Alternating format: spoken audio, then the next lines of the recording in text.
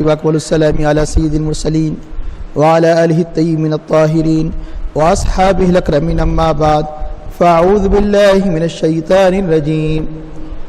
بسم الله الرحمن الرحيم. رب قد آتيتني من الملك وعلمتني من تأويل الأحاديث فاطر السماوات والأرض أنت ولي في الدنيا والآخرة توفني مسلما والحقني بالصالحين ذلك من أنباء الغيب نوحيه إليك وما كنت لديهم إذ أجمعوا أمرهم وهم يمكرون وما أكثر الناس ولو حرصت بمؤمنين وما تسألهم عليه من أجر إن هو إلا ذكر للعالمين. وكأي من آية في السماوات والأرض يمرون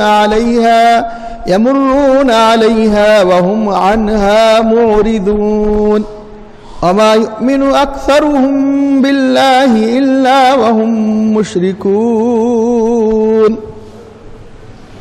أفأمنوا أن تأتيهم غاشية من عذاب الله أو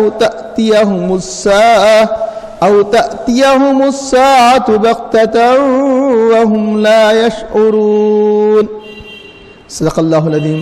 قال الله تعالى في شأن حبيبه الكريم إن الله وملائكته يصلون على النبي يا أيها الذين آمنوا صلوا عليه وسلموا تسليما. اللهم صل على سيدنا ونبينا مولانا محمد النبي الأمي وعلى آله وصحبه وبارك وسلم. محترم بزرگان ملت اور اس بھائیوں، ابھی 13واں پارہ سورہ یوسف کی جن آیات کریمہ کی تلاوت کا شرف حاصل کیا گیا ان کا ترجمہ ہے رب قد آتیتنی من الملک، اے میرے رب یقیناً تو نے مجھے یہ ملک عطا کیا، یعنی بادشاہت عطا کی. وعلمتنی من تأویل الاحادیث، اور تو نے مجھے باتوں کے انجام کی تعلیم دی، علم عطا کیا، یعنی خواب کی تعبیر کا تو نے مجھے علم عطا کیا، سکھایا. فاطر السماوات والارض، اے آسمانوں اور زمین کے پیدا کرنے والے.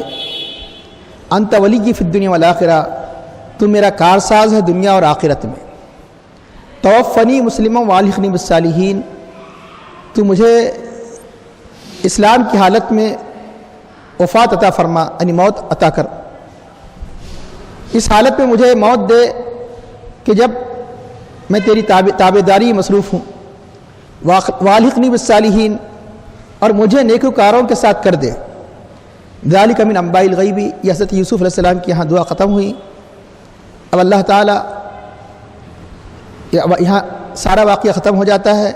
سرور کائنات فخر موجودات علیہ الصلوۃ والتسلیم سے خطاب کر کے آنے والی آیات میں ارشاد فرماتا ہے ذالک من انباء الغیب، یہ جو کچھ ذکر کیا گیا ذالک وہ یہ غیب کی خبروں میں سے ہے.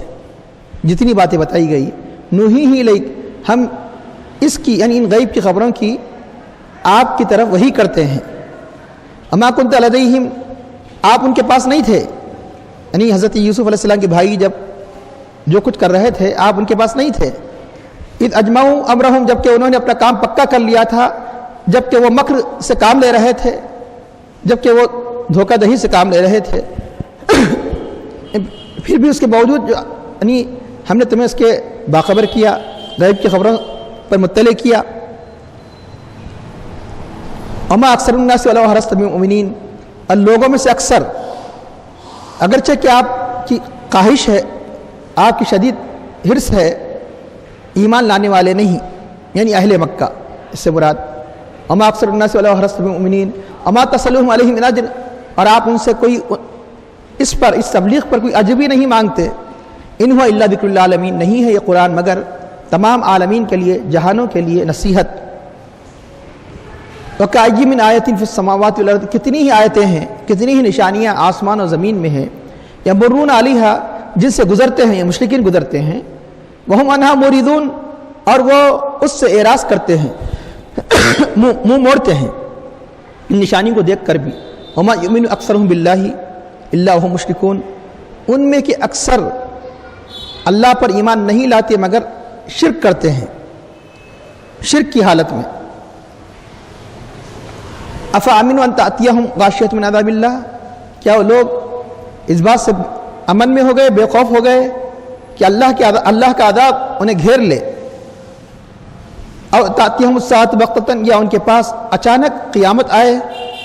وہم لا یشعرون، انہیں شعور بھی نہ ہو، بے شعوری میں اللہ کا عذاب انہیں گرفتار کر لے اور ان پر قیامت آ جائے. محترم حاضرین، حضرت یوسف علیہ السلام کے اس واقعے کا اختتام آپ کی دعا پر ہوتا ہے. اس دعا پر ہوتا ہے جب اللہ تعالیٰ نے کئی نعمتوں سے آپ کو سرفراز فرمایا، دین و دنیا کی، یقیناً اسلام پر باقی رہنا، کل قیامت میں اللہ کے نیک بندوں کے ساتھ حشر ہونا، یہ اللہ کی بڑی نعمت ہے. اس لیے آپ نے یہ دعا فرمائی جو سارے کے سارے قیامت تک آنے والوں کے لیے بھی یہ دعا ایک اسوہ ہے کہ ان کے نقش قدم پر چلے.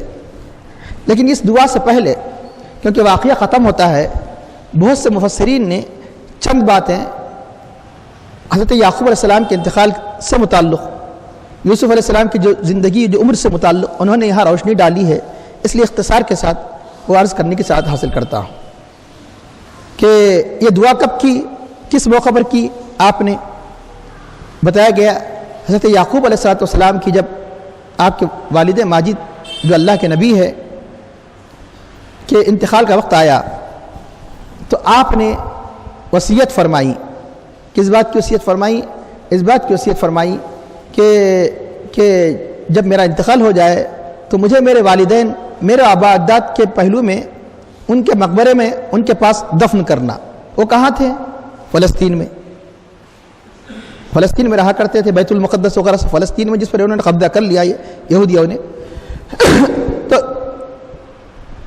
کیوں؟ وہ چاہتے تھے کہ اپنے والدین وغیرہ، والد، دادا اسحاق علیہ السلام، اس کا سب حضرت ابراہیم علیہ السلام تقریباً سب فلسطین ہی میں ہیں.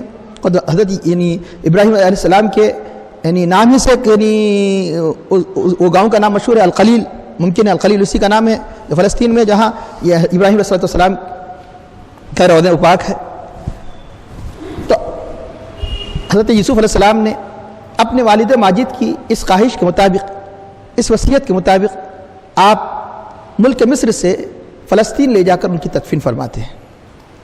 فلسطین لے جا کر ان کی تدفین فرماتے ہیں. تو اب یعقوب علیہ السلام کتنے سال رہے یہاں اپنے فرزند حضرت یوسف علیہ السلام کے بعد آنے کے بعد؟ مفسرین کرام فرماتے ہیں تقریباً 24 سال تک آپ اپنے فرزند کے پاس رہے. 24 سال تک اللہ تعالیٰ نے جو اس تکلیف کی زندگی جو تھی مزید اللہ تعالیٰ وہ سارے کے سارے مسائل ختم ہو جاتے ہیں. اب یہاں سے راحت کا دور شروع ہوتا ہے. اس طرح یہ جو راحت کا دور تھا یہ تقریباً 24 سال کا ہوتا ہے. تو آپ ان کی تدفین کرنے کے بعد پھر ملک مصر واپس تشریف لاتے ہیں. یوسف علیہ السلام، تو یوسف علیہ السلام کتنے سال رہے؟ تو بتایا گیا کہ یعقوب علیہ السلام کے انتقال کے بعد آپ 23 سال رہے. مفسر اور بھی اختلافات آئے ہیں، لیکن جو آپ کی تعداد آپ کے سامنے جو ذکر کی جا رہی ہے وہ مشہور و معروف ہے، جو اکثر مفسرین کرام نے جس کا ذکر کیا ہے اسی کو ذکر کیا جا رہا ہے. بعض روایتوں میں 13 سال بھی آیا ہے. 23 سال آپس کے بعد تشریف لاتے ہیں. تو اس طرح حضرت یوسف علیہ السلام کی عمر شریف بتایا گیا کہ 120 سال تھی. یعقوب علیہ السلام کی عمر شریف 140 سے لے کر 50 کے درمیان آپ کی عمر تھی. اور حضرت زلیخا کی عمر 150 برس تھی جس وقت انتقال ہوا. حضرت زلیخا کا انتقال کب ہوا؟ تو محسن کرام اکثر فرماتے ہیں آپ کے انتقال کے بعد 1 سال کے اندر ان کا انتقال ہو گیا. تو ایک تکلیف کی حالت زلیخا پر تو وہ تھی جو یوسف علیہ السلام کے لیے آزمائش کا سبب بن گئی تھی، اور دوسری تکلیف کی حالت جو زندگی میں جو انتہائی ان پر کربناک حالت سے جو گزرتی ہے وہ یوسف علیہ السلام کا انتقال، اپنے شوہر کا انتقال. تو بتایا گیا کہ اس لیے 1 سال بھی نہیں رہ سکی، ان کا انتقال ہو گیا. بعض مفسرین فرماتے ہیں کہ آپ کے انتقال سے تھوڑا پہلے انتقال ہو چکا، واللہ عالم بالصواب.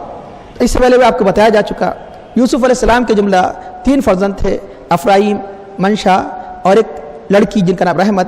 یہی حضرت رحمت جن کا نکاح آگے چل کر حضرت ایوب علیہ السلام سے ہوتا ہے. اور آگے چل کر حضرت افرائیم کی اولاد میں سے ایک اللہ کے نبی بنی اسرائیل کے جو نبی حضرت یوشع بن نون جو ایک مشہور نبی ہے، آپ ہی کے نسل سے آگے چل کر اس عالم میں جلوہ گر ہوتے ہیں۔ تو بتایا گیا کہ جب آپ حضرت یوسف علیہ السلام کا جب انتقال ہوا تو یوسف علیہ السلام کے انتقال، بعض لوگوں نے کہا کہ یہ جو دعا کی یہ تو بہت پہلے کی، واپس آئے۔ فرمایا کہ اللہ نے سب کچھ راحت عطا فرما دی، والدین سے ملا دیا، دین دنیا کی بے شمار نعمتیں عطا کر دی، تو اب یعنی اس کا یہ دعا کی کہ اللہ جو بھی دن باقی رہ گئے ہیں تو یعنی اس کے بعد اسلام ہی پر باقی رکھ، اللہ اپنے آبا و اجداد یعنی میرے والدین کے ساتھ ہی یعنی مجھے لاحق فرما۔ یہ بتایا گیا، یہ انتقال کے وقت یہ دعا فرمائی۔ یہ بتایا گیا کہ اس دعا کے بعد آپ زیادہ دن نہ رہے، چند دن میں انتقال ہو گیا۔ تو اب رہا یہ کہ آپ کے انتقال سے متعلق کئی یعنی محسرین نے ایک روایت لکھی ہے، بہت مشہور و معروف واقعہ ہے، یعنی آپ اکثر جو تاریخ کا مطالعہ کرنے والے جانتے ہیں، جب موسیٰ علیہ السلام جب یعنی بنی اسرائیل کو لے کر نکلے، اللہ نے نجات دی بنی اسرائیل کو فرعون کے ظلم سے، تو اس وقت حضرت یوسف علیہ السلام کی بھی نعش کو ساتھ لے گئے۔ اکثر آپ یعنی مورخین یہ بات جانتے ہیں، لیکن تفصیل کیا ہے اس کی تفصیل یعنی آپ کے انتقال کی تفصیل بتائی گئی یہاں پر۔ حضرت یوسف علیہ السلام کے جب انتقال کا وقت آیا تو آپ نے اپنے بھائی جو آپ کے جانشین تھے حضرت یہودا یعنی کو وصیت فرمائی، اور آپ کے فرزندوں کو انہی کی تربیت میں دے دیا۔ ممکن ہے کہ اتنی عمر کے نہیں تھے، تو اور یہ وصیت کی کہ جب میرا انتقال ہو جائے تو مجھے وہیں دفن کرنا جہاں میرے والدین ہیں، جہاں میرے والد و دادا وغیرہ ہے، یعنی جہاں حضرت یعقوب علیہ السلام کو آپ نے دفن کیا تھا، یعنی ملک فلسطین لے جانا۔ جب انتقال ہو گیا، انتقال ہونے کے بعد یہودا اور آپ کے گھرانے والوں نے وصیت کو پوری کرنی چاہیے، لیکن مصر والوں نے نہیں مانا، بولے ہم اس برکت سے ہم محروم نہیں ہونا چاہتے، انہیں یہیں دفن کرنا پڑے گا۔ اب جب قوم پوری یعنی کسی بات کا اصرار کرتی ہے تو قبیلہ کچھ نہیں کر سکتا، ایک خاندان چھوٹا سا اس کا مقابلہ نہیں کر سکتا، تو اصرار بڑھ گیا، تو آخر میں انہیں ترک کرنا پڑا۔ یعنی فلسطین کو باوجود ایک وصیت یہ تھی کہ وہ دفن کرے، تو فلسطین نہیں لے جا سکے۔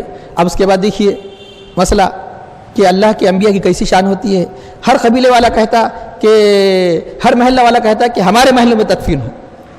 حجر اسود کے بارے میں آپ جانتے ہیں، حجر اسود کے بارے میں جب خانہ کعبہ یعنی سیلاب کی وجہ سے گر گیا، تعمیر کی گئی، ہر قبیلہ چاہتا ہے کہ حجر اسود میرے ہاتھ سے لگے، کیونکہ ایک سعادت ہے حجر اسود کو لگانا۔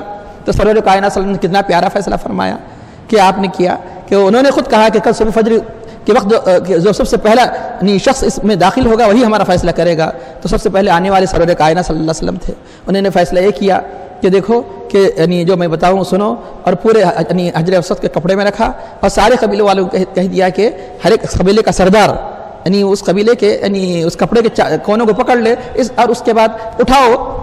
پھر اللہ کے حبیب نے خود اپنے ہاتھ سے حجر اسود لگا دیا، تو گویا سب کا مقصد بھی حل ہو گیا کہ حجر اسود لگانے میں سب شریک ہو گئے۔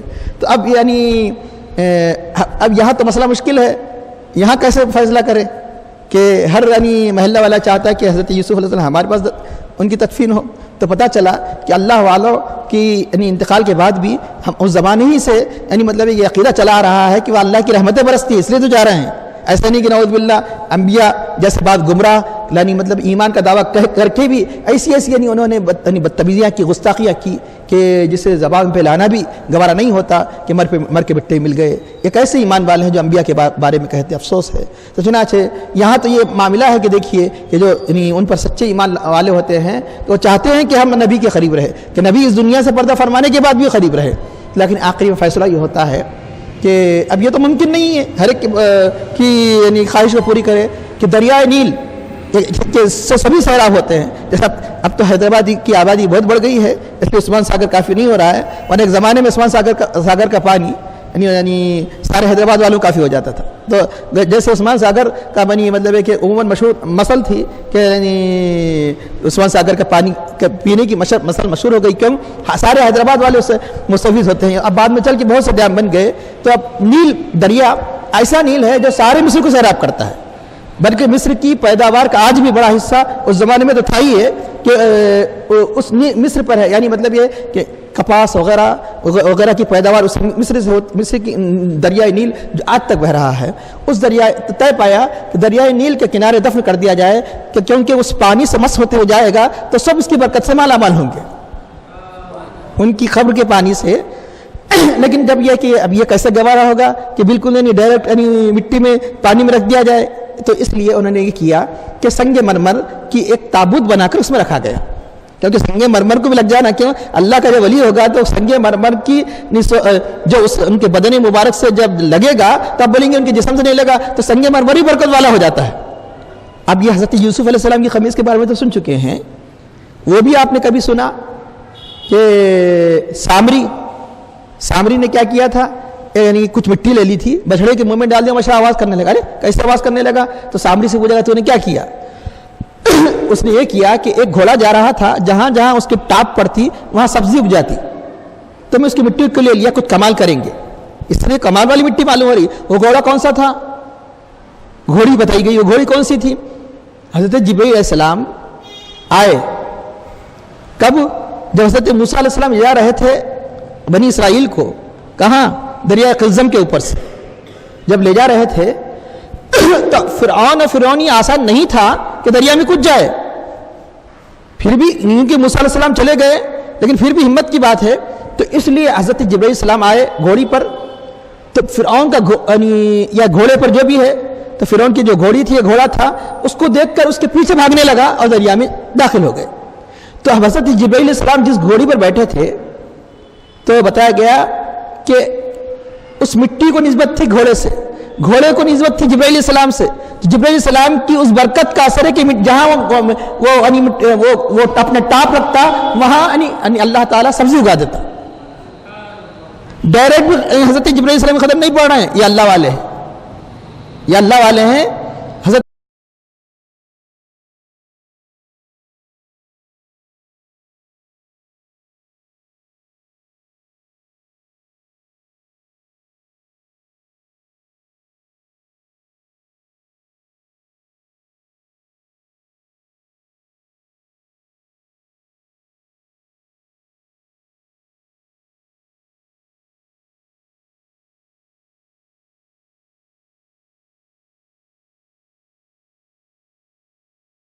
उधर के एरिया में पूरी जमीन में सब्जी सब्जी हो गई, तो अब इधर वालों को गुस्सा आ गया, उधर के किनारे वाले, कि वह बंजर हो गई जमीन, ये सब्जी वाली हो गई। तो अब उन्होंने क्या किया, चुपके से रात में इस ताबूत को निकाल कर उधर दफन कर दिया, तो वहां सब्जी सब्जी, यहां बंजर। ये तो मसला मुश्किल का हो गया। तो फिर आखिर में कोई ना कोई फैसला करना पड़ेगा।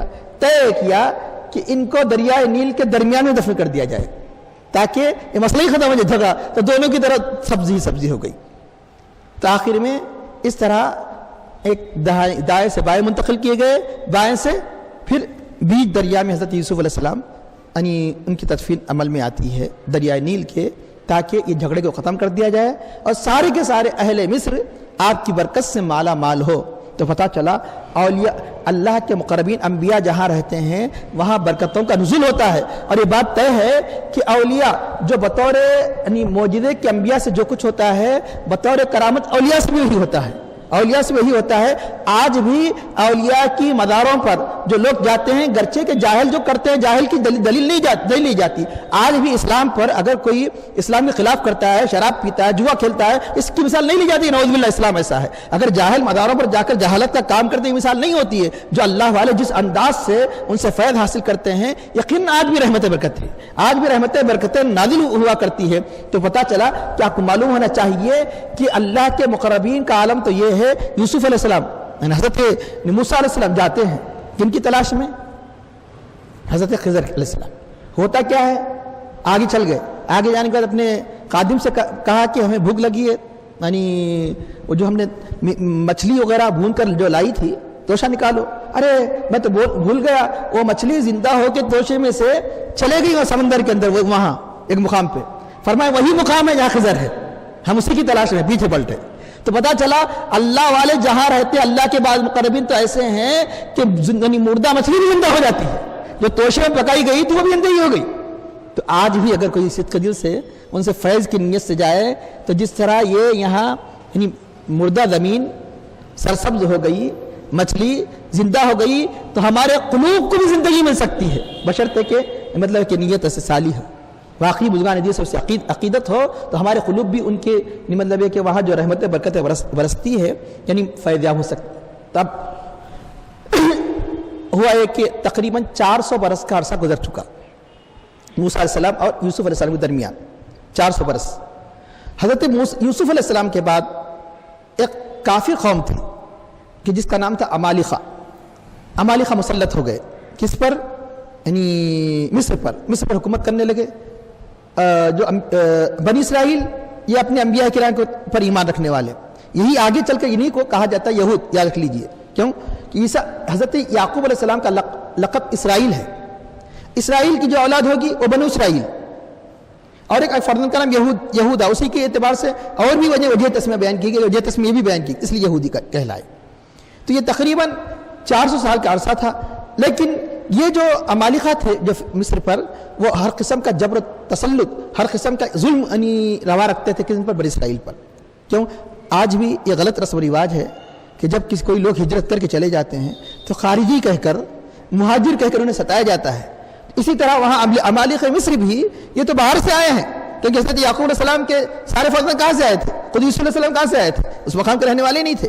تو یہ خارجی کہہ کر ان پر ظلم کرتے تھے. تو ان کو کیا کہا گیا؟ فرعون کی قوم کو، جو آگے چل کے یعنی مصر کے ہر بادشاہ کا نام فرعون یاد رکھ لیجیے. فرعون کسی وہ فرعون کا جو موسیٰ علیہ السلام کے زمانے میں، کیونکہ اس نے جو سرکشی کی تھی اس کا نام فرعون مشہور ہو گیا، ورنہ فرعون اس کا نام نہیں ہے، اس کا نام ولید ہے. جو ورنہ ہر مصر کے بادشاہ کو، جیسے ہر ایران کے بادشاہ کو کسریٰ کہا جاتا ہے، ہر روم کے بادشاہ کو قیصر کہا جاتا ہے، اس زمانے میں ہر مصر کے بادشاہ کو فرعون کہا جاتا تھا.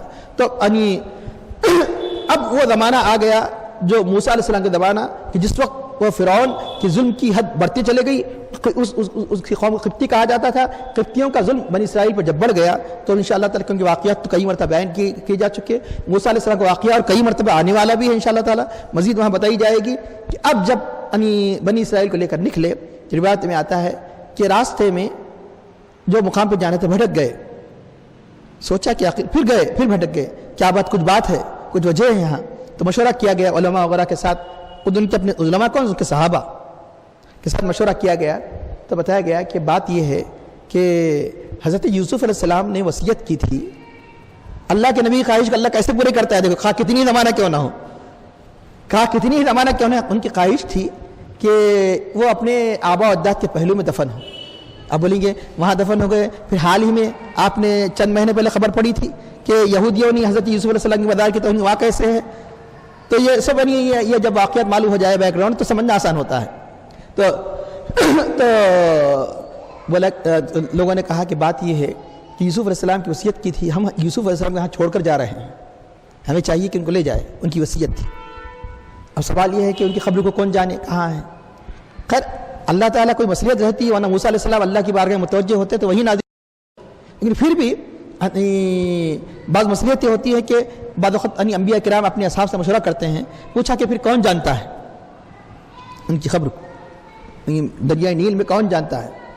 تو فرمایا کہ اب صرف ایک بہت بڑی عمر والی ایک گوڑیا ہے، وہ تو اس زمانے کے تو نہیں تھے، لیکن پھر بھی اگر جس کا واسطہ کم ہو جاتا ہے تو زیادہ جانتا ہے. بیچ میں اگر 2 واسطے ہیں تو جاننا زیادہ آسان ہوتا ہے، 4 5 5 6 واسطے ہو تو زیادہ جاننا مشکل ہوتی ہے. 150 سے 200 سال تو عمریں ہوتی ہی ہے.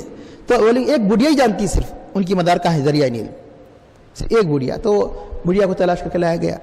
تو بڑھیا نے کہا کہ میری ایک شرط اگر پوری کریں گے تو میں بتاؤں گا. ٹھیک ہے. تو یہ جو شرط جو لگائی گئی، اس میں ایک شرط کا تو کثرت سے مفسر نے ذکر کیا جو اب آنے والی ہے، دوسری شرط کا بعد مفسر نے ذکر کیا. جیسے تفسیر ابن ابی حاتم میں دوسری شرط کا بھی ذکر ہے. جو مشہور شرط جو تقریباً مفسر نے بیان کی کہ اس نے یہ شرط یعنی پہلی شرط جو بعض مفسر نے بیان کیا کہ اس نے کہا کہ میں بوڑھی ہوں کہ دعا کیجئے میں جوان ہو جاؤں. تو میں ٹھیک ہے. تو پتہ چلا کہ اللہ تعالیٰ انبیاء کرام کو اتنا تصرف دیتا ہے، جب تو ٹھیک ہے فرما رہے ٹھیک ہے. تو دوسری خواہش یہ ہے کہ جنت میں آپ کے ساتھ رہوں، درجے میں جنت میں آپ کے ساتھ رہوں. تو آپ پسو پیش کرنے لگے. کیوں کہ یعنی جو عوام پھر انبیاء کے دونوں کے درجے تو وہاں ایک نہیں، مقام نہیں ہے، یعنی کیسے کہہ سکتے اس کو. پسو پیش کرنے لگے. وہی آئی اے موسیٰ اس کو اجازت دے دو, وہ دعا بھی قبول. تو اے موسیٰ کہ ٹھیک ہے کہ تم اس کی اس خواہش کو پوری کر دو وعدے کے مطابق. وعدہ کیا گیا تھا, عہد کیا گیا تھا. تو انبیاء کرام کہیں گے جو وعدہ کرتے پورا کرنا ہے. تو آخری میں اس عورت نے وہ جگہ بتائی. بتایا جاتا ہے کہ اس کی عمر اتنی دراز ہوئی اور وہ جوان بھی ہو گئی, جو 32 سال عمر, 32-33 کا. جنت میں جائیں گے تو جنتیوں کی عمر 33 سال ہوگی اور 1 سال کمی ہوگی, سمجھے 32 سال عمر ہو گئی. اس کے بعد اللہ عالم بعض مفسرین نے یہ بھی بیان کیا آگے چل کے, یعنی اور بھی ان کی بیویاں تھیں, یہی ایک نہیں, کہ حضرت سلیمان علیہ السلام سے بھی اس عورت کا نکاح ہوا, واللہ عالم بالصواب. تو اب یہ اس نے وہ جگہ بتائی اس مقام. تو وہاں سے حضرت یوسف علیہ السلام کے تابوت کو لے جایا گیا. پھر اسی مقام پر کہ جس مقام پر ان کی خواہش تھی وہاں تدفین کی گئی حضرت یوسف علیہ السلام کو. تو اب یقیناً ناش کا تو تر و تازہ رہنا, بلکہ بہت سے صحابہ اولیاء کے واقعات ہیں کہ موطا امام مالک حدیث کی مشہور کتاب ہے, دو اصحاب رسول اللہ تھے. ایک مقام پر پانی آ کر ان کو تکلیف پہنچا رہا تھا, کام میں آ کر کہتے ہیں حضرت عمرو بن جموع اور ایک صحابی ہے, تو یعنی ہمیں تکلیف ہو رہی ہے. تو جب کھولا گیا تو ایسے ہی تھے جیسا کہ حال ہی میں کل ہی میں دفن ہوئے, تو ان کو دوسرے مقام پر منتقل کیا گیا. اب یہاں ہو سکتا ہے یہاں یہ مسئلہ پیدا ہو ذہن کے اندر خیال کہ کیا مرنے کے بعد منتقل کر سکتے ہیں. تو شریعت اسلامیہ میں, شریعت محمدی صلی اللہ علیہ وسلم میں مرنے کے بعد دوبارہ ان کو منتقل نہیں کر سکتے سوائے ریئر حالات کے, جیسے ان کا واقعہ ہے کوئی پانی وغیرہ تھا یا کوئی غیر معمولی ایسا کوئی واقعہ ہے ہی, تو اس صورت میں ورنہ عام حالات میں تدفین کے بعد منتقل کرنا کی اجازت نہیں ہے, جائز نہیں ہے. یہ بھی یعنی ذہن نشین رکھ لیجئے. یعنی مسئلہ شریعہ کو جو بلا کسی وجہ کے منتقل کرتے ہیں, یہ یعنی فقہاء کرام نے اس کو ناجائز قرار دیا. یہ کچھ خصوصی حالات ہے, یعنی استثناءات وہ الگ چیز ہے, تو اس صورت ہی میں منتقل کیا جا سکتا ہے. اب رہا یہ کہ سرور کائنات صلی اللہ علیہ وسلم کے زمانے میں ایک شخص آیا, ایک عربی دیہاتی صحابی آئے. آنے کے بعد کہا یا رسول اللہ مجھے کچھ سوال کیا, کچھ آپ سے سوال کیا. تو سرور کائنات صلی اللہ علیہ وسلم کی عادت شریفہ تھی, اگر کوئی چیز نہ دینا ہوتی تو آپ خاموشی اختیار کرتے, نہ نہیں فرماتے. اس لیے یہ مشہور ہے کہ حضور نے لا نہیں کہا, جب بھی کہا تو نام کہا. لیکن جب یہ مقصود نہیں ہے کہ اس کو اس کی خواہش پوری ہو تو اس کو خاموشی اختیار فرماتے, لیکن لا نہیں فرماتے. نہیں, حضور کی عادت شریفہ تھی. تو سوال کیا, سوال کرنے کے بعد آپ نے خاموشی اختیار فرمائی. دوسری مرتبہ سوال کیا, خاموشی اختیار فرمائی. تیسری مرتبہ وہی سوال کیا جو سوال جو پہلی مرتبہ کیا گیا. تو حضور نے کچھ یعنی مطلب ہے کہ ناراضگی کے انداز سے کہا کیا مانگتے ہیں مانگو, کیا حاجت ہے تمہاری. تو حضرت علی رضی اللہ عنہ جو اس روایت کی راوی ہے, تو ہم یقیناً خوش ہو گئے کہ یہ پوچھے گا جنت ہو, جنت میں آپ کی رفاقت. لیکن اس نے کہا مجھے ایک اونٹ اور کچھ بکریاں چاہیے. یعنی ہم تعجب ہوا, حضور نے ایسی اجازت دے دی. انہوں نے اتنے سبق سے کام نہیں لیا, سمجھنا تھا کہ حضور نہیں مطلب جب کہ فرما رہے ہیں اور سکوت اختیار فرمانے کا مطلب یہ کہ جو تم چیز پوچھ رہے ہو چھوٹی ہے بڑی پوچھو, لیکن پھر بھی توجہ نہیں کرتے. بعض لوگوں کی عادت ہے کہ توجہ نہیں ہوتی, توجہ نہیں کیا. پھر پوچھا کیا مانگتے ہو, اس کا پالان ساز و سامان. پھر پوچھا کیا تم کیا مانگتے ہو, کہا کہ راستے کا سفر. اللہ کے حبیب نے سب دے دیا اور آخر میں کہہ دیا کہ تم یوسف علیہ السلام کی جو بڑھیا ہے اتنے بھی عاجز ہو گئے کہ اس کے تم برابر نہیں ہو سکے. تم یہ پوچھ لیتے تو نہیں مطلب یہ تم یہ پوچھ لیتے تو دیا جاتا, یہ اشارہ فرما دیا. تو صحابہ کو تعجب ہوا کہ آدمی نے کیسا کیا سوال. تو اس وقت اللہ کے حبیب نے حوالہ دیا. کیا حوالہ دیا کہ یوسف علیہ السلام کی بڑھیا جو یعنی مطلب ہے کہ جب لے گایا گیا, وہ بڑھیا نے جو پوچھا تھا, کیا پوچھا تھا, یہ پوچھا تھا کہ یعنی مطلب ہے کہ جہاں مقامات متبرکہ ہے, جہاں مقامات پوچھنے کے ہیں, ایسی بڑی چیز پوچھو جس کے اندر سب چھوٹی چیزیں آ جائے. ایسی چیز پوچھو جو اعلیٰ ہے, عرفہ ہے. تو چنانچہ یہ اعلیٰ عرفہ. تو اللہ کے حبیب تو کیا پتہ چلا اللہ تعالیٰ انبیاء کرام کتنے اختیار دیا. تو ایک صحابی نے پوچھ لیا, ممکن حضرت ربی ان کا نام ہے, کیا پوچھا یا رسول اللہ تم کیا چاہتے ہو, تم کیا مانگتے ہو. تو انہوں نے کیا مانگا, اسألک مرافقتک فی الجنہ. یہ مشکات شریف میں روایت ہے, یا رسول اللہ میں آپ کی رفاقت, آپ کی صحبت جنت میں چاہتا ہوں. یوں تو جنت تو اللہ کے حبیب کے صدقے میں اہل ایمان کو ملے گی, لیکن رفاقت کی کوئی گارنٹی نہیں دی جا سکتی. لیکن اللہ کے حبیب نے اس کو منظور کیا, فرمایا کہ ٹھیک ہے تو مزید کثرت سجود سے میری مدد کرو. ورنہ یہ کہتے تھے نعوذ باللہ اگر حضور کو اختیار نہیں ہوتا یہ میرے اختیار میں نہیں. تم نے یہ ایسا سوال کیا, اتنا سوال نہیں کرنا چاہیے تھا.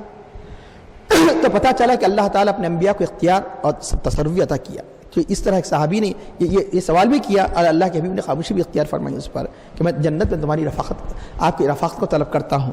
تو اس کے بعد حضرت یوسف علیہ السلام دعا کر رہے ہیں, ربی قد آتیتنی, اے میرے رب مجھے تو نے عطا کیا ملک, وعلمتنی من تعویل احادیث, اور باتوں کا انجام سے مراد ہے اور خواب کی تعبیر. البتہ یہاں لفظ من آیا ہے. من عربی میں عام طور پہ کئی معنی آتے ہیں. انگلش کی طرح فرم آف وغیرہ کے 1-2 معنی ہوتے ہیں, عربی میں 8-8 10-10 معنی ہوتے ہیں ایک یعنی پریپوزیشن ایک حرف کے. تو یہ من بعض جگہ بعض کے معنی ہوتے ہیں جس کو کہتے ہیں عربی میں تمیز بعض. جیسے مثال پہ کہا جاتا ہے کہ ومن الناس من یقول آمنا باللہ والیوم الآخر وما هم بمؤمنین, لوگوں میں سے کا معنی بعض, سب لوگ اگر ایسے ہو تو پھر کوئی مومن نہیں رہے گا. لوگوں میں سے بعض وہ ہے جو کہتے ہیں ہم اللہ پر ایمان لے آئے, آخرت پر ایمان لے آئے, حالانکہ مومن نہیں. اس سے مراد کون ہے؟ بعض کون؟ منافقین. تو یہاں من لایا گیا, کیوں؟ ساری دنیا کی بادشاہت تو نہیں دی گئی تھی اس لیے من کہا. عربی یعنی عربی زبان کے ایک حرف پر غور و فکر کی ضرورت ہے. اور جو باتیں اس کا انجام, کیونکہ آپ کو سارے علم تو نہیں دی گئے, یقیناً آپ کو ایک ایسا علم دیا گیا جو اوروں کو نہیں دیا گیا, لیکن سارے علم کس کو دیے گئے جو بغیر من کے کہنے کا اختیار کس کو ہے؟ ہمارے نبی کریم صلی اللہ علیہ وسلم کو ہے. سارے علم دے دی گئے. اس لیے آپ کے علم کے بارے میں کہا گیا تو کیا کہا اللہ نے؟ وَعَلَّمَكَ وَعَلَّمْ تَكُنْ تَعْلَمُ, اللہ نے آپ کو ان باتوں کا علم دے دیا جو آپ نہیں جانتے تھے. وہاں من کا لفظ نہیں ہے, یا من ہے اس لیے یہ من کا نقطہ ہے. اور یہ بھی بتایا گیا کہ یہاں جو آپ نے جو اللہ کی یعنی جو نعمتوں کا ذکر فرمایا, 3 نعمتیں. ایک تو پہلے ملک, دوسری نعمتیں ہیں علم, تیسری نعمتیں ہیں اسلام پر قائم و دائم رہنا. 3 نعمتیں. تو 3 نعمتوں کا آپ نے ذکر فرمایا, ملک, علم اور اسلام پر قائم رہنا. یہ 3 نعمتوں کا آپ نے سوال کیا. اور یہ بھی پتہ چلا کہ اس میں جو آداب سکھائے گئے, آداب یہ ہے کہ اللہ کی حمد بیان کرے, اے آسمان و زمین کے پیدا کرنے والے, اے میرے رب. تو جو اہم جو مقصود تھا جو آخر میں ذکر کیا, اس سے پہلے اللہ کی دنیا کی نعمتیں جو دنیا میں دی گئی اس کا ذکر کیا گیا, پھر آخرت کی نعمت کا سوال کیا گیا. تو یہاں ہمیں آداب یعنی دعا بھی بتائے گئے. جیسے مثال طور پہ خود نماز کے اندر ہم جب یعنی اللہ کی بارگاہ میں دعا کرتے ہیں, اللہ کی تعریف کرتے ہیں, الحمدللہ رب العالمین الرحمن الرحیم مالک یوم الدین, تمام تعریف اللہ کے لیے جو سارے عالمین کا رب ہے, جو بڑا مہربان نہایت رحم والا ہے. آگے چل کر ہم کیا کہتے ہیں؟ اہدنا الصراط المستقیم, ہمیں سیدھی راہ چلا. تو پتہ چلا کہ اللہ تعالیٰ کے بارے میں سوال کرنے سے پہلے اس کی کچھ نہ کچھ یعنی تعریف کی قدمت کے کلمات کہو, اس کے بعد یعنی تعریف کہو. اب اس کے بعد یعنی یہاں ہو سکتا ہے خیال آئے 3 نعمتوں میں ملک اور علم. تو علم سے پہلے جب یہ تو سب جانتے ہیں کہ سب سے بڑی نعمت کیا ہے؟ علم ہے. اور ملک کی نعمت کو ہی بعض لوگ کیا کہتے ہیں کہ ختم ہو جانے والی ہے, دنیا ہے. تو پھر آپ نے اس کو نعمت کے طور پہ کیوں ذکر کیا؟ ہو سکتا ہے خیال ہے اے رب مجھے تو نے بادشاہت عطا کی. بات یہ ہے کہ یہ اگر اس نعمت کو اللہ نے جو دی ہے, اگر جو یعنی اللہ نے جو عطا فرمایا ہے, اس کو اگر دنیا کے لیے اگر خرچ کیا جائے نعمت نہیں زحمت بن جاتی ہے. اگر یہ دین کے لیے اگر خرچ کیا جائے تو اللہ کی نعمت بن جاتی ہے. تو یہ ملک کسی اور کے لیے ملک ہے, لیکن یہ ملک حضرت یوسف علیہ السلام کے لیے پورا دین ہی دین تھا.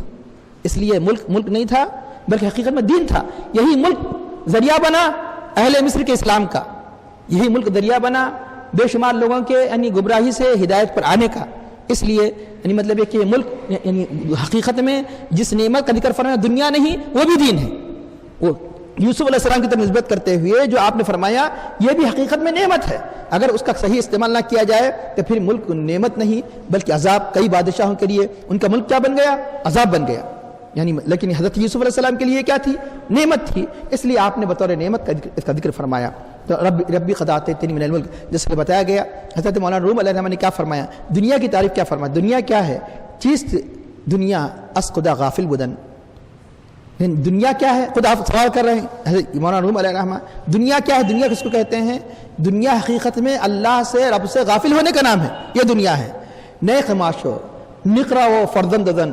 دنیا نہ تو کپڑے کا نام ہے, دنیا نہ تو چاندی کا نام ہے, دنیا نہ تو فردن کا نام ہے, دنیا نہ تو بیوی کا نام ہے. دنیا حقیقت میں یعنی اللہ سے غافل ہونے کا نام ہے. کیا مطلب؟ کپڑا رکھنا منع نہیں ہے, سونا چاندی رکھنا منع نہیں ہے, فردن ددن منع نہیں ہے. اگر یہ چیز اللہ سے غافل کر دی تو یہی دنیا ہے. اگر یہ چیز اللہ سے غافل نہیں کرتی تو یہ بھی یعنی دین ہی ہو جائے گا. اس لیے بتایا گیا کیونکہ عام طور پر چیزیں غافل کرتی، اس لیے احتیاط کہا گیا، اس لیے یعنی متنبع کیا گیا یا ایھا الذین آمنوا لا تلھکم اموالکم علی اولادکم عن ذکر اللہ، ایمان والو کہیں تمہارے اموال، کہیں تمہاری اولاد اللہ کے ذکر سے غافل نہ کر دے.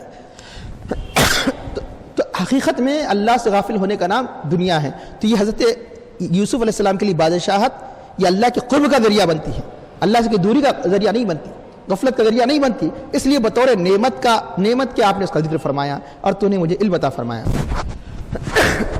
فاطر السماوات والارض، اے آسمان و زمین کے پیدا کرنے والے. اللہ کی ملک کا عطا کرنا، علم کا عطا کرنا، تعبیر رویا، یہ تو ان کی ذات سے متعلق ہے وہ نعمت. لیکن ایک ایسی نعمت جو سب کے لیے عام ہے، وہ کون سی نعمت ہے؟ ایک نعمت داخلی ہوتی ہے، ایک نعمت خارجی ہوتی ہے. خارجی نعمتیں تو بہت سی ہیں، یعنی سورج، چاند، زمین وغیرہ، صحت، عافیت، کھانا پانی وغیرہ. ان نعمتوں میں سب سے عظیم نعمت جو کئی نعمتوں کا ذریعہ ہے، کون سی نعمت؟ آسمان اور زمین. بہت سی نعمتوں کا تعلق اسی آسمان سے ہے، بہت سی نعمتوں کا تعلق اسی زمین سے ہے. اس لیے اللہ یعنی آپ نے یعنی جو اہم دعا آ رہی ہے جو ہر مسلمان کو کرنی چاہیے، اس دعا سے پہلے آپ نے یعنی اس عظیم نعمت کا ذکر فرمایا جو نعمتیں سب کے لیے عام ہیں. فاطر السماوات والارض، اے آسمانوں اور زمین کے پیدا کرنے والے. توفنی مسلمن، مجھے اسلام پر مجھے موت عطا فرما، مسلمان ہونے کی حالت میں موت عطا فرمت، وفات دے، اور مجھے نیکوکاروں کے ساتھ کر دے، ان کے ساتھ حشر کر. اب رہا یہ کہ یہاں پہلا ایک مسئلہ یہاں بعض مفسرین نے اٹھایا ہے کہ موت کی دعا کرنا جائز نہیں ہے، منع کیا گیا. پھر حضرت یوسف علیہ السلام اللہ کے نبی کیسے موت کی دعا کی، مجھے موت دے. یہاں پر بعض لوگوں کو اشتباہ ہو گیا، دوسرے مفسرین نے وہاں اس کی صراحت بھی کی ہے. وہ اشتباہ کیا ہو گیا؟ مطلق موت کی دعا یہ منع ہے کہ اللہ مجھے موت دے دے، اور خاص طور پر احادیث کریم روک دیا گیا. دنیا کی پریشانیوں، آفتوں، مصیبتوں میں گھر کر کوئی یہ کر رہا ہے کہ اللہ مجھے جلد اٹھا لے، یہ ناجائز حرام ہے. دنیا سے تنگ آ کر موت کی دعا کرنا، مرنا بھی حرام ہے، موت کی دعا بھی ناجائز ہے، نہیں کی جا سکتی. ہاں اگر کسی کو دین میں اس کو آزمائش میں مبتلا کیا گیا، دین کے یعنی متزلزل ہونے کا ڈر ہے، تو ایسے حالات میں اجازت دی گئی. یا یہ کہ جیسا کہ حضرت یوسف علیہ السلام نے مطلق موت کی دعا نہیں کی، یہ کہ اللہ مجھے مسلمان رکھ، اسلام پر مجھے وفات عطا فرما، ایسی دعا جائز. تو یہاں صرف یہ اگر فرماتے تو یہ اعتراض ہوتا توفنی مجھے موت دے، یہ نہیں، بلکہ یہ فرمایا اسلام کی حالت میں موت دے. تو قرآن کریم میں اکثر نکاح کے موقع پر آپ یہ دعا سنتے ہیں، یہ آیت پڑھ سنتے ہیں، یا ایھا الذین آمنوا اتقوا اللہ، ایمان والو اللہ سے ڈرو، حق تقاتہ، جیسے ڈرنے کا حق ہے. ولا تموتن، تم ہرگز نہ مرنا، الا وانتم مسلمون، مگر اسلام کی حالت میں. تم ہرگز نہ مرنا اسلام کی حالت میں. آپ بولیں گے مجھے معلوم ہے کہ موت کب آنے والی ہے اسلام کی حالت میں مرنا. مطلب یہ کہ تم اسلام کے احکام پر قائم رہیں گے تو موت جب بھی آئے گی اسلام پہ آئے گی نا، یہ مطلب ہے اس کا. جب اسلام کے احکام پر قائم رہیں گے، فرائض و واجبات ادا کرتے رہیں گے، تو تمہاری موت کس حالت میں ہوگی؟ اسلامی احکام پر عمل آوری کی حالت میں ہوگی. یہ مطلب ہے کہ تم ہمیشہ اسلام کو اسلام کو تھامے رہو. یہی وجہ اللہ کے حبیب نے فرمایا جب بھی نماز پڑھو تو تصور کرو میری زندگی کی آخری نماز ہے، کہ کوئی نہ کوئی نماز تو آخری ہونے والی ہے نا. تو اس لیے بتایا گیا کہ وہ توفی. اب رہا یہ کہ یہ ہاں ایک حدیث میں آیا ہے اگر تمہیں موت کی دعا ہی کرنی ہے، ایک تو موت کی دعا سے منع کر دیا گیا. اس قسم کے الفاظ کہہ سکتے ہیں جو حدیث میں وہ بھی الفاظ آئے ہیں کہ توفنی ما کانت الحیات خیر لی، یعنی اس کے بعد توفنی او کما قال النبی صلی اللہ علیہ وسلم، جس کا مفہوم یہ ہے اے اللہ کہ اگر زندگی میرے لیے جب تک بہتر ہے تو زندہ رکھ، اگر موت میرے حق میں بہتر ہے تو عطا فرما. ایسے دونوں اس کے ساتھ زندگی کے ساتھ اس قسم کی دعا. اگر میرے حق میں اگر اے اللہ زندگی بہتر ہے تو مجھے باقی رکھ، اگر میرے حق میں موت بہتر ہے تو عطا فرما. اس قسم کی دعا کرنے کی اجازت دی گئی. بتایا گیا کیوں؟ اس لیے کہ مومن کی زندگی بھی نعمت ہے بشرطے کہ اسلام پر قائم رہے. یعنی پھر جو اسلامی احکام پر عمل نہیں کرتا پھر وہ کیوں دعا نہ کرے؟ آج میں جو کل توبہ کی توفیق ہو جائے کہ موت اچانک آ جائے گی تم توبہ نہ کرے. اس لیے اللہ موقع دے رہا ہے کہ اللہ کی بارے میں رجوع ہو جاؤ. اس لیے یعنی عام حالات پہ دعا کرنے سے منع کیا گیا. اب رہا یہ کہ یہاں خیال آئے، ہو سکتا خیال آئے کہ انبیاء کی تو اسلام پر وفات یقینی ہے، پھر آپ نے ایسی کی کیوں دعا فرمائی کہ اسلام کی حالت میں وفات عطا فرما، اور خود اب نبی ہے اور نیکوکاروں کے ساتھ مجھے ملا دے؟ تو بتایا گیا کہ یہ انتہائی خوف و خشیت کی علامت ہے. انبیاء سے بڑھ کر کوئی اللہ سے ڈرنے والا نہیں، جو اللہ کا جتنا مقرر اتنا ڈرتا ہے. دوسرا یہ کہ آپ نے بطور عاجزی انکساری سے کہا. تیسرا یہ کہ اپنی امت کو یہ تعلیم دینا ہے کہ تم اللہ کی بارگاہ میں ہمیشہ یہ دعا مانگا کرو، اے اللہ مجھے اسلام کی حالت میں وفات عطا فرما، تاکہ یہ امت بھی یہ سن کر اس دعا کو کرتے رہے. اس لیے آپ نے اس دعا کی تعلیم فرمائی. یہ دعا کو لازم کر لیں، فاطر السماوات والارض. لیکن ایک بات کہ بعض وقت ایسا ہوتا ہے اس لیے دعا یا تو جو عموماً علماء جو صلحاء جو دعا کرتے ہیں ان کی دعاؤں کو سن کر دعا کرے. اپنے طرف سے جہاں بھی قرآن میں ربی آ گیا، ربنا آ گیا تو دعا نہ کرے. بعض لوگوں کی عادت ہوتی ہے کہ بعض دیکھنے میں آیا، ہم ایسے سننے میں آیا، جہاں بھی ربنا آیا تو وہ دعا کرنے لگتے ہیں. چنانچہ ایک صاحب دعا کرتے تھے، ہم نے روکا بھائی ایسی دعا نہ کرے. انہوں نے دیکھا کہ ربی دعا ہے، دعا کرتے تھے نماز کرتے، ربی اغفر لی انہ کان من الضالین، اے اللہ میرے باپ کو بخش دے، گمراہوں میں سے تھا.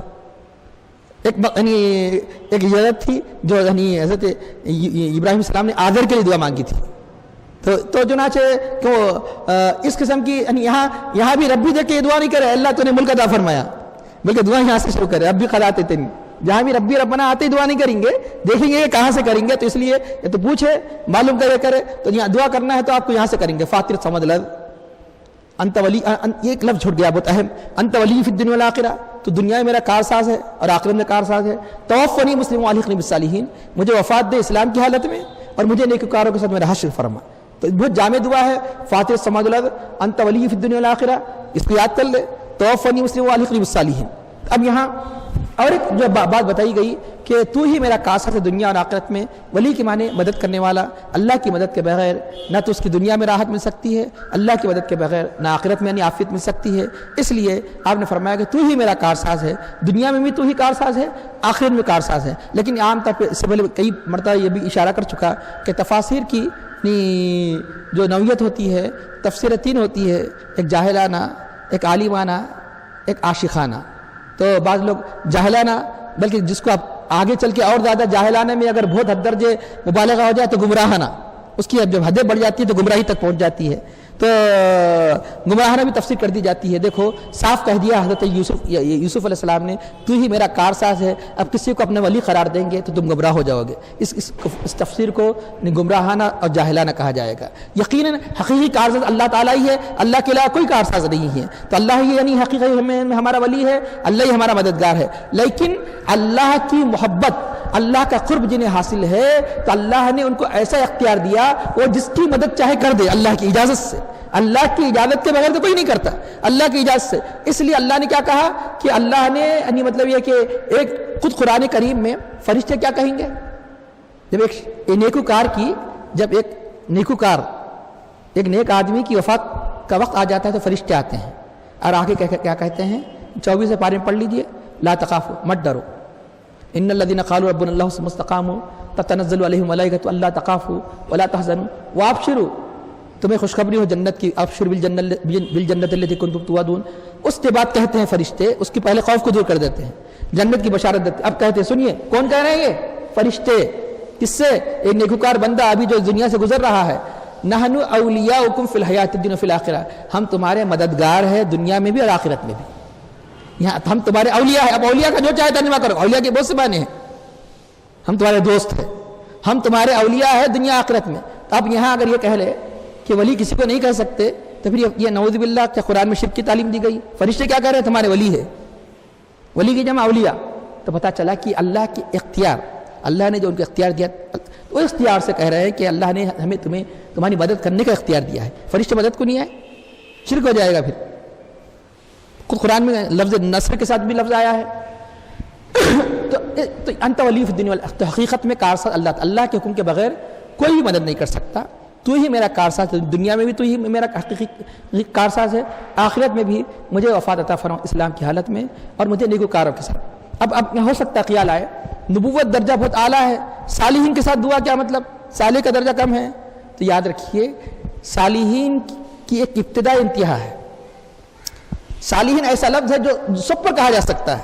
صالحین عام اولیاء اللہ کو، صالحین شہداء کو، صالحین صدیقین کو، صالحین انبیاء کو جو اوپر کا عہدہ ہے نیچے نہیں کہا جا سکتا. احتیاط کیجئے. نبی ہر ایک نہیں ہوتا, صدیق ہر ایک نہیں ہوتا, شہید ہر ایک نہیں ہوتا, لیکن صالح سب ہوتے ہیں, ولی سب ہے. ولی جو جن کو آپ اولیاء قرار دیں وہ بھی ولی ہے, تمام شہداء بھی اولیاء ہے, صدیقین بھی اولیاء ہے, انبیاء بھی اولیاء ہے. تو صالحین کا ابتدائی درجہ ولایت ہے, تو صالحین کا اعلیٰ درجہ نبوت ہے. صالحین کا اعلیٰ درجہ, تو یہاں صالحین سے وہ معنی نہیں لیں گے آپ, یعنی نیچے درجہ نعوذ باللہ. تو اس لیے حضرت, بلکہ آپ نے حقیقت میں کن کی پیروی کی؟ اپنے جد, اپنے دادا حضرت ابراہیم علیہ السلام کی پیروی کی. آپ نے کیا دعا کی وہاں بھی؟ آپ نے کیا کیا؟ ابراہیم علیہ السلام جب دعا کی, یعنی 19 پارے میں دعا ہے, تو ڈائریکٹ دعا نہیں کی, اللہ کی نعمتوں کا ذکر کیا. الذی خلقنی فہو یہدین, جس نے مجھے پیدا کیا وہی مجھے ہدایت دیتا ہے. والذی یمیتنی ثم یحیین, جو مجھے وفات دے گا اور پھر مجھے اٹھائے گا. وَإِذَا مَرِضْتُ فَهُوَ یشفین, جب میں بیمار ہو جاتا ہوں تو وہی نہیں مجھے شفاعت دیتا ہے. جب ربی حب لی حکم والحقنی بالصالحین, اے میرے رب مجھے حکم عطا فرما اور مجھے صالحین کے ساتھ کر دے. ابراہیم صلی اللہ علیہ وسلم نے دعا فرمائی. تو انبیاء کرام تو یقیناً کچھ صالح ہے, جب دعا کر رہے ہیں تو ہمیں کتنی ضرورت ہے کہ دعا یہ کرے کہ اللہ ہمارا حشر کس کے ساتھ کرے؟ انبیاء, صدیقین, شہداء, صالحین کے ساتھ کرے. ہمارا حشر میں نیکوکار کے ساتھ کرے. لیکن حقیقت میں یہ تو دعا کریں گے, لیکن حقیقت میں عملی طور پر ایک عمل ہے, ایک دعا ہے. حقیقت میں کن کا حشر ان کے ساتھ ہوگا؟ جو ان کے ساتھ محبت کرے گا. کیونکہ اللہ کے حبیب فرماتے ہیں کہ آدمی کا حشر اس کے ساتھ ہوتا ہے جس سے محبت کرتا ہے. محبت کرنے والا حقیقت میں کون ہے؟ جو ان کی اطاعت کرے گا. ان کی اطاعت و محبت یقیناً ان کے ساتھ حشر کرنے کا ذریعہ ہوتی ہے. اور یہ بھی یعنی اس دعا سے ہمیں پتہ چلا کہ خاتمہ بالخیر کی بہت بڑی اہمیت ہے. ہمیشہ دعا مانگے, کوئی دعا کرے نہ کرے, لیکن اس دعا کو نہ بھولے, اے اللہ میرا ایمان پر خاتمہ عطا فرما.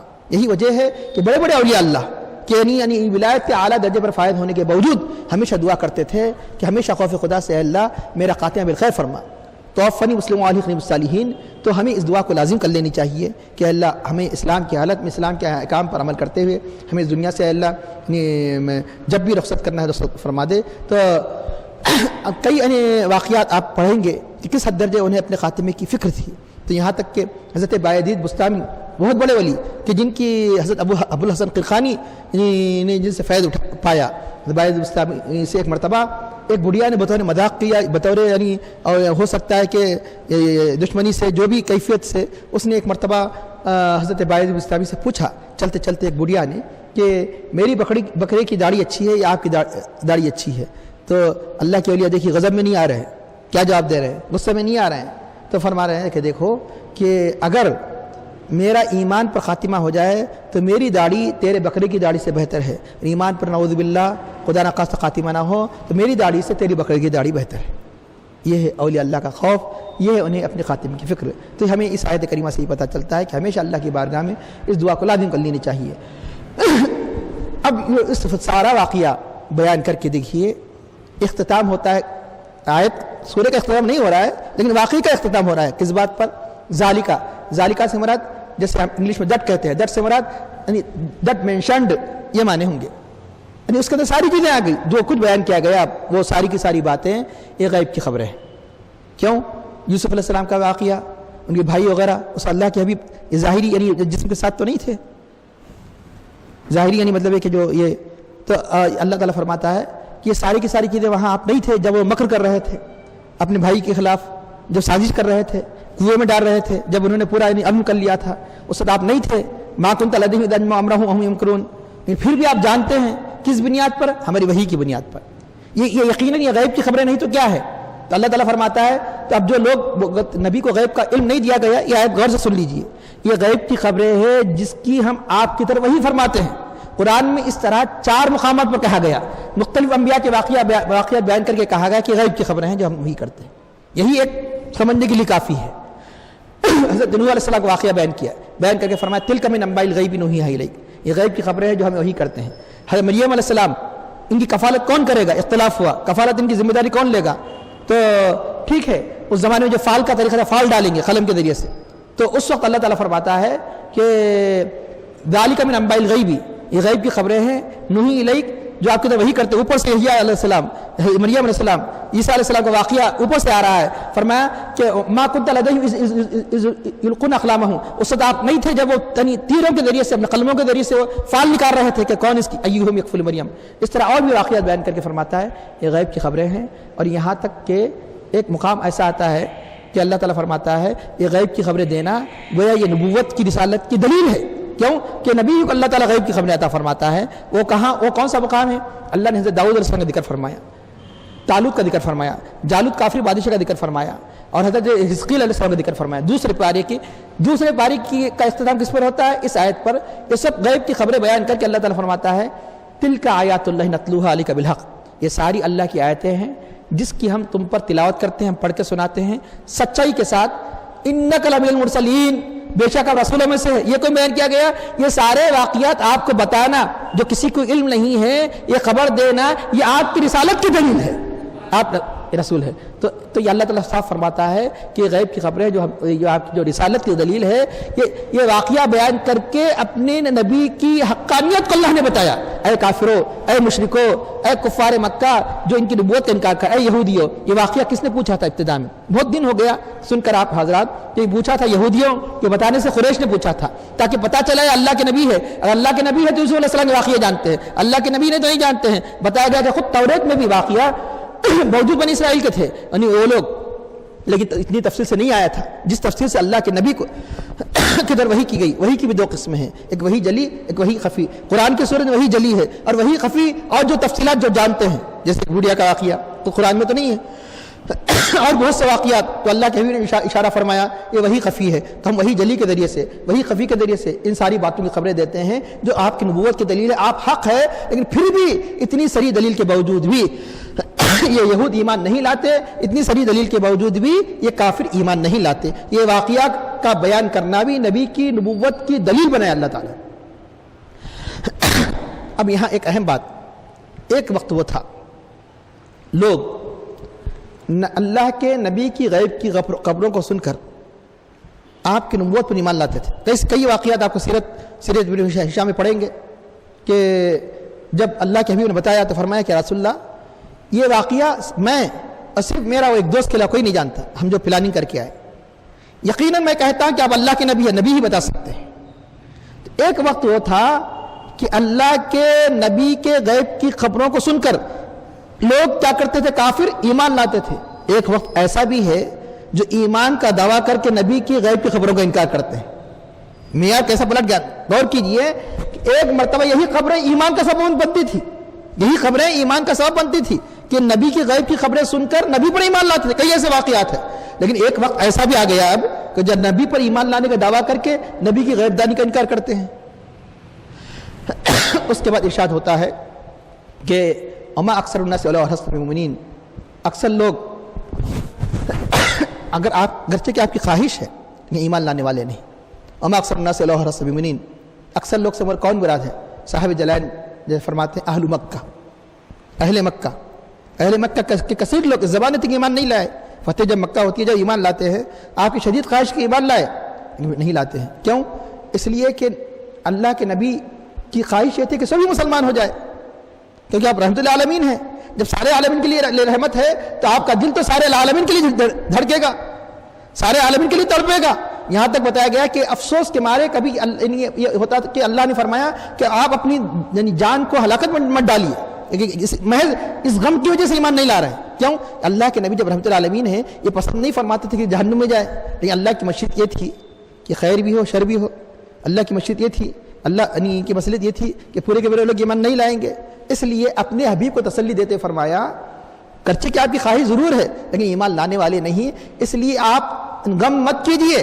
اللہ کے حبیب کو تسلی کے لیے کہہ رہا ہے، اور آپ سے تو ان سے کوئی اجر نہیں مانگ رہے، بدلہ کہ چلو بھائی چلو کہ بدلہ ضائع ہونے کی صورت میں تکلیف ہو، ایمان لانے کی صورت میں کوئی آپ کا فائدہ نہیں، اور انکار کرنے کی صورت میں آپ کا فائدہ نہیں، مطلب ہے کہ آپ کا کوئی نقصان ہونے والا نہیں۔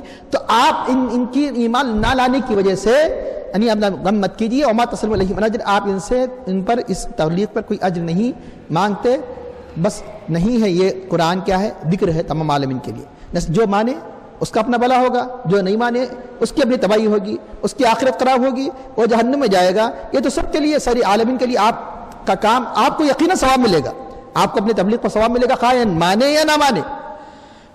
لیکن یہ نہیں مانیں گے تو آپ کی تبلیغ کا ثواب ملے گا، نہیں مانیں گے تو ان کا اپنا برا ہوگا. تو جس طرح سارے عالمین کے لیے ذکر ہے اسے سمجھنے کے لیے کہ بارش تو پڑ رہی ہے، اگر کوئی بارش سے فائدہ نہیں اٹھایا تو اس کا قصور ہے. بارش تو سب کے لیے عام ہے، ان کوئی بنجر زمین ہے قبول ہی نہیں کرتی، اور کوئی یعنی مطلب ایسی زمین ہے قبول کرتی ہے، سبزہ ہو جاتا ہے، اس میں یعنی پھل و پھول یعنی پیدا ہو جاتے ہیں. تو جو وہ مادی بارش ہے، یہ روحانی بارش ہے. قرآن کیا ہے؟ وہی کیا ہے؟ روحانی بارش ہے.